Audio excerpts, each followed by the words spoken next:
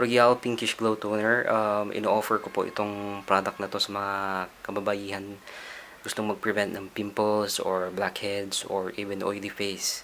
Ang kagandahan po dito sa produkto natin, itong Royal Pinkish Glow, ay ito ay water-based, meaning pre-prevent po niya ang pekas dahil yung ibang toner po sa market natin ay alcohol-based. Ang atin po ay water-based.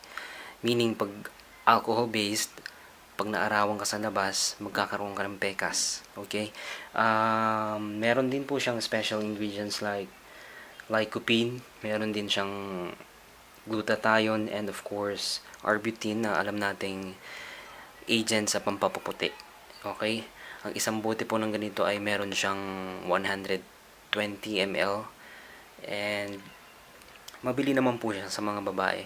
And I strongly suggest sa mga kababayan natin gamitin nyo ito at least twice a day. Once in the morning and once bago matulog para sa maximum effect.